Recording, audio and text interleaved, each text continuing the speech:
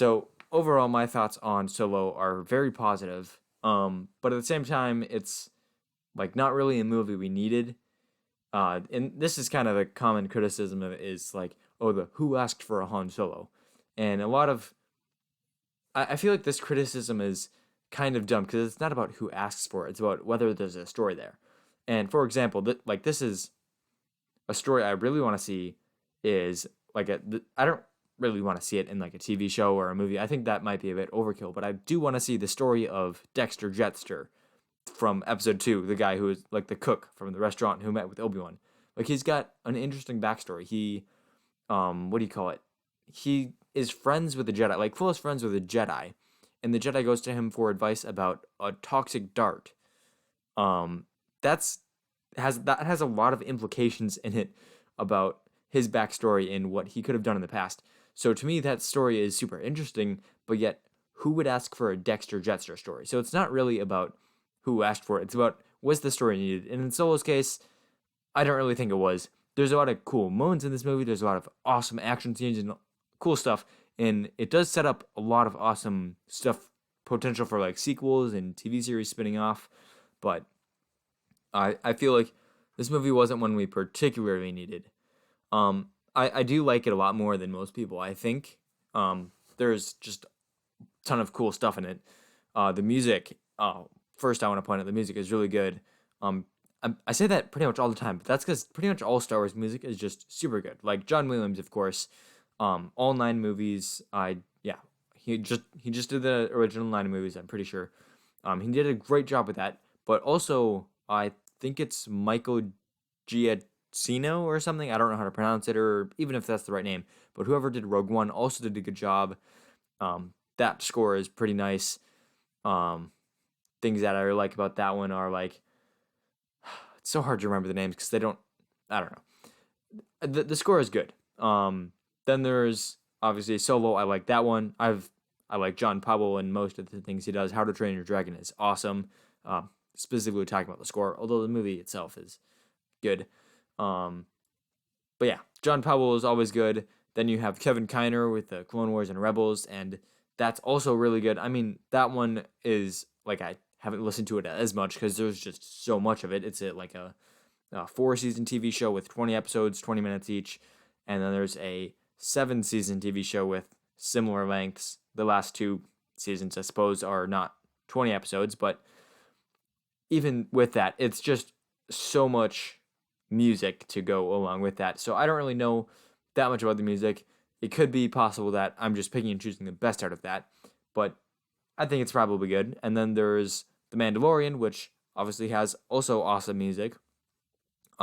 It's a very different style from the other Star Wars composers, but it's also very, I don't know, it's just exciting and it gets the tone across very well, and it's unique as well. So the music in all of Star Wars is good, but Solo is no exception, and I do want to point that out, or at least point out that that's my opinion, because I think it's important to recognize when someone does a great job. Other things I like about Solo, I mean, it's just a fun movie all around. There is I'm going to go through characters. That's how I'm going to organize this. So, Han Solo, as a character, specifically in this movie, I think is really good. They wrote him very well, in my opinion, as he thinks he's like this, like coward. He's always trying new things, and trying to make the best out of his situation. He loves flying. He like I don't know, seeing him play Sabak. It seems in line with his character, but at the same time, you see that he's a good person, and even though he doesn't see that, Qi'ra sees that and is able to point that out in him. And I think that's like a good way to foreshadow, I guess, the story that has already been told that happens in the future, but it already happened. Yeah, you know what I mean. It just fits in line with his character, especially his future choices that he is this good person. Then there's Lando, and everyone loves Lando in this movie. I think they did him well. I mean, he's Lando. He's got a very unique character, and they just put that character, brought him back in time, stuck him in here, and gave him even greater obsession with capes. Um, that's pretty much all. Then there's L3. L3, I don't mind L3. Some of the jokes don't land super well for me, but some of them do. And I think it's an interesting concept that she brings up with like droid rights, but I feel like putting it in a movie and joking about it probably isn't the best way to do it. Um, I think that works better in like a TV show or a book, where you have just more time to flesh out the concept. Um, yeah, I don't know. I do like it, but it's just a movie. There's not really quite enough time to flesh out that entire concept, and it is a really big concept. Then there's Chewbacca. I mean, Chewbacca's always Chewbacca. Like, the thing about Chewbacca is, or I should say, the words I would use to describe Chewbacca are like loyal, dependable, um, consistent. Like, he doesn't. Chewbacca is almost always done right because doing him right is just him being consistently there for people. I also love that they made Chewbacca super old, which I'm pretty sure they did that in Legends. Um, but like in canon, it just makes sense. Wookiees live longer; they can do more stuff. Um, Another character is uh, what's Qi'ra.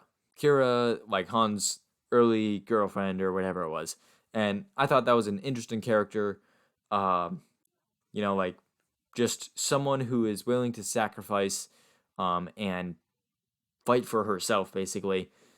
She's very cunning and capable. She moves up from being I forget what they call it, some street rat person on Corellia. So I think like the White Worms or something. Um, Whatever. She's basically just a nobody on Corellia, and she eventually rises to become, um, like a top lieutenant to a high-ish leader in Crimson Dawn. I mean, we don't really know the command structure of Crimson Dawn, but I would assume that I'm already forgetting his name. I watched it last night. What's the guy's name? I'm going to look it up because I'm probably going to be referring to him later in the episode, and I don't want to constantly be saying that one guy. How to look him up. Okay. So that guy, you probably know who I'm talking about. The bad guy, Dryden Voss, that's his name. Dryden Voss, we don't know how high he is in the organization, but he seems to be pretty high up. I mean, he has direct line to Darth Maul.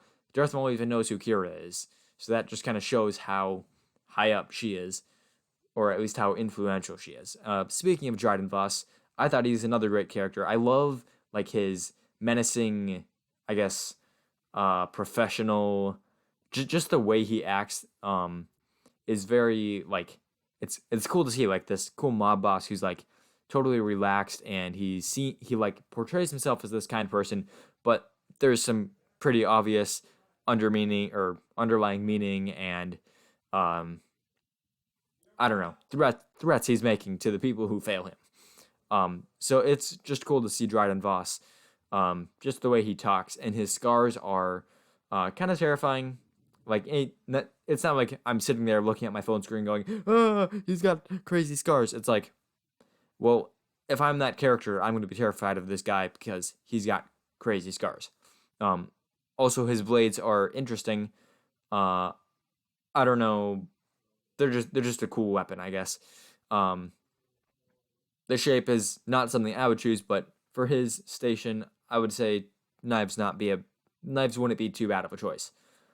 Um, then there's Beckett, and Beckett is another character. He's a character I really like. I love that they mentioned him killing Aura Singh. That's, I don't know. It's just a cool piece of trivia that you can pull from the movie. And maybe I should have made that the question. That's a decent question. Maybe when I run out of questions again. Uh, Anyways, yeah, Beckett is just a cool character. He's nice. I love his like how he sees the world, as like everyone's like him and no one can be trusted, and it's just such an interesting worldview to see in a character. Another cool thing about him is just again like Dryden Voss, it's his attitude. He's got this like roguish, smuggler, like flipping blaster type person, which makes sense. Then there's his crew. That that like four-armed guy, the four-armed monkey dude. That guy, I really like him. I don't know. He just seems so genuine and kind, and like he has a lot of passion, I guess. And also like he's got a lot of experience, and having a lot of experience is, I don't know. It's just something I admire in a character like him. Then there is Val or Hal or something, Beckett's girlfriend basically, and I don't know. We didn't get too much from her. We got that she was kind of a little bit more cautious and worried, less trusting, I guess, than Beckett. Even though Beckett doesn't trust anyone, he's still like hires Han and Chewie, even though he doesn't know them. But whereas Val would basically say, "Yeah, I'm not even gonna hire you because I don't know you." Beckett still doesn't trust them, but he's gonna let them prove themselves to him. So that I don't know, cool character. Didn't get much from her though. Uh, it'd be interesting to see these characters, um, in another time, seeing Beckett and Val and I always forget the pilot's name. The four-armed pilot guy. It'd be interesting to see them. Who are some other characters? Um, oh, Enfys Nest.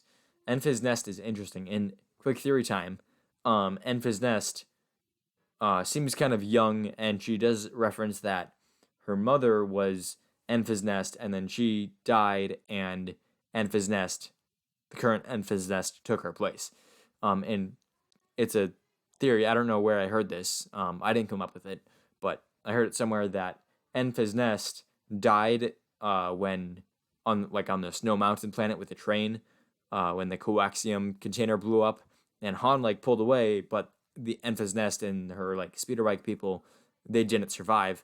And then the new Enfys Nest would be that girl who's, when she said, "Oh, if my mother had survived and still wore the Enfys Nest thing or whatever," then like maybe I don't remember. She referenced like how she got it is her mother had it before her. And then the theory is that her mother died like just a little bit earlier. Like, I mean, we don't really know if it's been a day, an hour, or whatever, but it could be. I mean, I'm assuming it's not a year or a month, but it could be that long. We really don't know.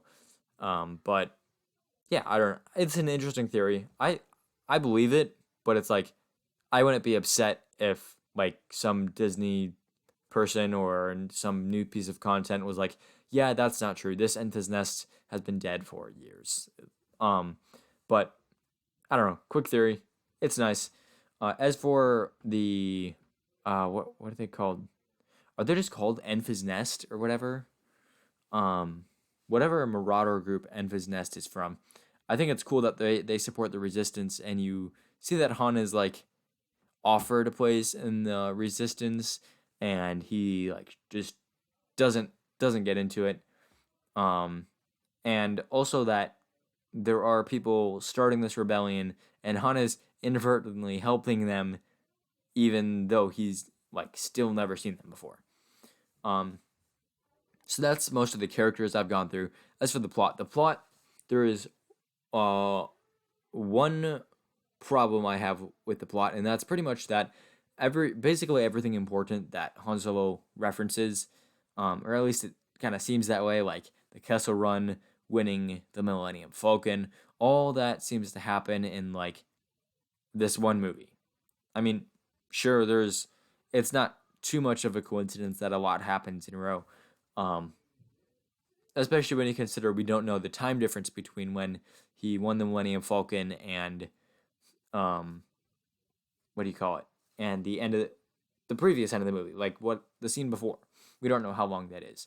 Um, so I guess it's not too much of a thing. But that's, I don't know. It just seems like they jammed a lot into it, this movie. But other than that, it's just a cool plot. I mean, it's a smuggler film. It's nothing like galaxy wide threat. Um, it's not like the Rise of Skywalker, basically. It's not on that scale, so it doesn't need to be super super important. It's just not like a special plot. I guess I would say it's a good movie, but not like a great movie. um, and specifically in terms of plot. And I would say that overall that's true of the movie. Um, so for the like the setting, the like the worlds we see, the new speeders we see, um, the outfits we see, I guess, that's all really cool. I love seeing the Pikes in live action. I love seeing at least a little bit Terrascasi. Um, that was cool. I loved seeing all the capes. Corellia, that was, I don't know, Corellia felt a little bit too much like Earth. I mean, you had a speeder that seemed like a car. You had Earth-like climate. I don't know, maybe a bit too much like Earth, but they did a good job in making it still feel like Star Wars. Um, Now I know you're all thinking, what place on Earth did he grow up in? That like Corellia seems pretty dirty, and by similar to Earth, I don't mean I grew up in like a place that looked exactly like Corellia. I mean it's like seems like somewhere on Earth I could be like, oh, that looks like it's on Earth. Um. So, anyways, I don't know. Corellia was cool. The snow planet with the train, that was, I mean, nothing super cool. It's a pretty standard mountainy planet with a train, but it's cool. Then there's what is it? Kessel. Kessel was cool. As I said, I like seeing the pikes. That was pretty cool. I love seeing stuff getting brought over from animation into live action. Not as much as some other people. It's not like it's like this big thing when something gets brought over from animated to live action, but it's just cool to see that the people at Lucasfilm are paying attention and not like wasting cool characters just being like, yeah, well, we didn't know about them, even though it makes sense for them to be in this spot. We're not going to put them in there. It just makes the universe feel disconnected. At the same time, though, you don't want to make it feel like it's too small, which is another criticism. But I feel like Solo does this pretty well. In most of Star Wars, honestly, they keep a pretty tight grip. There are some times where I'm like, how is there this many types of aliens in this one spot that we've never seen before in any others? But most of the time, it's pretty good. Um, but another the next planet they go to, is that one planet where they refine the coaxium. Another kind of boring planet, to be honest. I mean, they're all good planets, but like none of them are super interesting. It's not like they're going to Mustafar or, I guess Hoth is kind of that way too. It's a ball of ice. Um, I think Hoth and Tatooine when they originally came out are like, sure, they're cool because you've never seen it before, but now we've seen snow planets and desert planets all over the place. They're not that interesting. Um, and city planets too. Like I don't mean cities like Coruscant. That planet is always special, I guess. Very interesting. But planets like Corellia, where it's just kind of Earth-like, and there's cities in most places. Kind of like a not quite Earth-like. It's like a Earth 1,000 years from now when we've got like factories everywhere. Um, then again, who knows what Earth 1,000 years now will be like? Um, but that's like one potential. Um, yeah, all the planets are in this movie are just kind of normal, but that's totally fine. You don't need like a special planet in every movie. I mean, it's cool to see stuff like Scarif, like Mustafar. What about Attack of the Clones has? I mean, Geonosis. The planet itself isn't that interesting, but the Geonosians are pretty cool. Camino is pretty cool, a water planet. Not super interesting, but again, the Caminos themselves are very interesting. The Clone Wars. Then in episode 1, you have planets like, where do they go? They go Naboo, Tatooine, Coruscant. I suppose that's the first introduction of Coruscant. Coruscant's awesome. Um, what are the sequels? You've got Exegol. Exegol is weird, I guess. I mean, it like the ecosystem doesn't really make sense, but it looks cool and it establishes the right tone. So I like Exegol. Then there's The Last Jedi has Crate. Crate is a super cool planet in my opinion. Um, like everyone makes fun of the scene where the guy's like, "It's salt." They're like, "Oh yeah, just in case you thought it was snow, it's not Hoth." But like honestly, those speeders going across and raising that red dust, that's just awesome. I like it. Then there is episode 7. Not well, Starkiller Base is interesting. Um, but it's not really the planet. It's the fact that they build a super weapon out of it. Um, so, in quick theory, Starkiller Base could be Ilum. You've probably heard that one a million times. It's a pretty sound theory, so people mention it a lot. So I thought I'd just mention it there. Um, yeah, and then in the originals, obviously they're making new planets all the time. Like it's all new, so they kind of get a free pass. um, yeah. So the planets in this movie aren't too special, but they're pretty good. Um, yeah, that's pretty much all I have to say about the movie itself. But then there's also the possibilities it opens up, um, especially with I don't know if I would want to see like Solo 2 or something, but I'd be interested in seeing like um Qi'ra and Maul like in the Crimson Dawn, more of that organization, and actually seeing how Maul goes from leader of Crimson Dawn to like stranded person on Malachor. That's an interesting story that I want to see eventually, and I don't know if they're going to tell that anytime soon, and they really don't need to. That's something that can be fleshed out any times in the next, I don't know, like 50 years as far as I'm concerned. I want to see it, but it's not like I'm fine seeing it whenever, basically. So when someone comes up with a good story, when they have that story fleshed out and they know exactly what they want to tell, and it's just this awesome story that needs to be told, I want to see it. But like if it's like, we need to figure out a way to do this. Let's do it right now. I don't know if they need to do that. Then there's like a Lando show, and I'm pretty sure that was one of the things announced. I don't whenever they announced all the shows, it was like a Lando show, and that could be interesting. I mean, there like Solo, there doesn't seem to be too much of a story there to tell. You'd just be telling his life story, but I mean, it's Lando. It's going to be an interesting life story, same as Han, or Han as he calls Han, or calls Han, not Kells, which I thought was a super cool thing where Lando's like calling him Han to kind of try and get on his nerves while playing Sabak, and it's just something he does from now on. Oh, two scenes I want to mention that I don't really like. And honestly, it's so easy to be negative. If I don't mention something, it means I thought it was either fine, good, or great. So when I say, yeah, there's two scenes I didn't really like, I mean it shows you this is a pretty good movie. Like I've been saying, it's not like it's a great movie or most of it. I would say it's a good movie.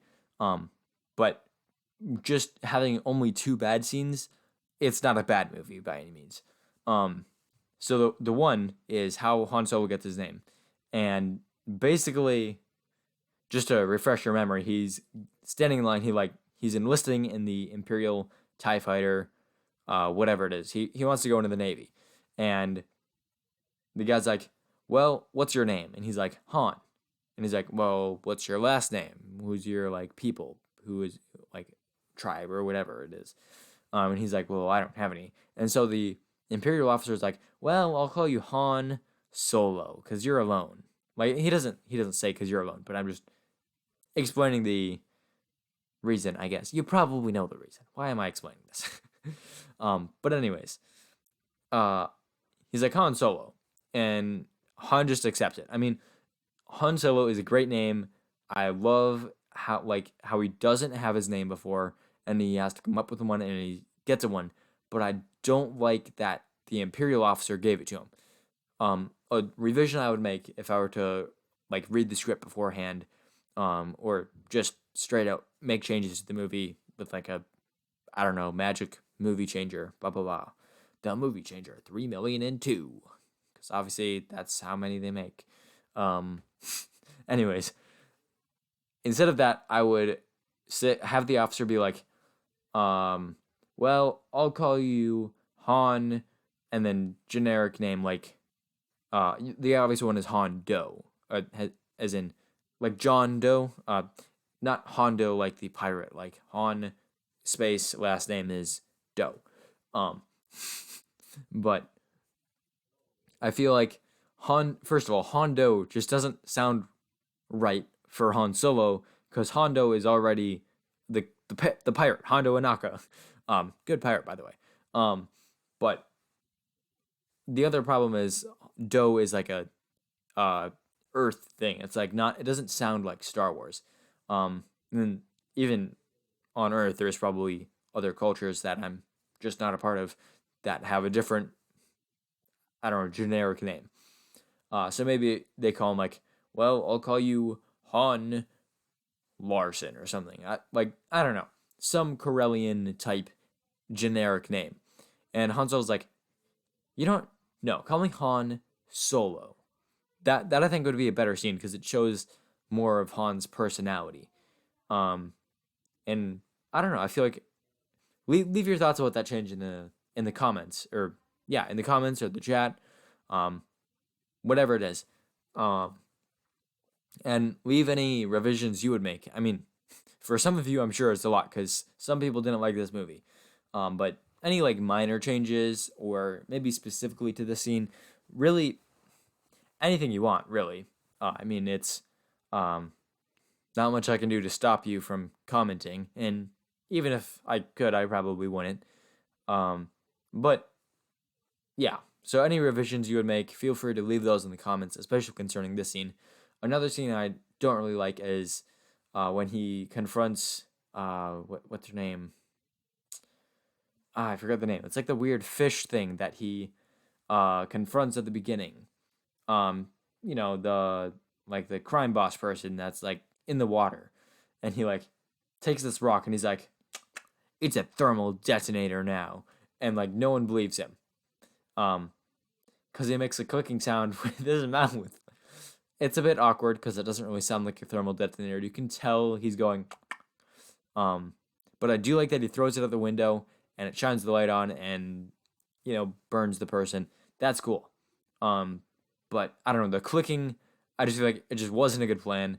I mean, maybe it lands with some people. Because I mean, if you're winging it all the time, if you just go with whatever pops into your head at the moment, which seems to be how Han Solo does things, especially in this movie when he's younger.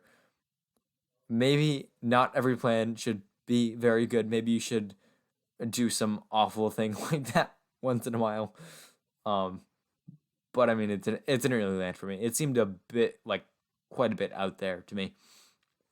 Um, I don't know. Everything else in this movie, I just like it. I love seeing them come up with their plans. Specifically like the plan to go to Kessel, with Dryden Voss casually and politely threatening to kill them. Then there's Beckett, who's like trying to get out of it through like uh, integrity, honesty, and sincerity. Uh, Qi'ra trying to not get Han killed, but also trying to not get herself killed or get put out of the organization. And Han just coming up with ideas and Chewie being Chewie. Um, that's a cool scene. I love it. I like seeing all their characters. Seeing Han and Lando play Sabak, that's also cool. Um, I don't know.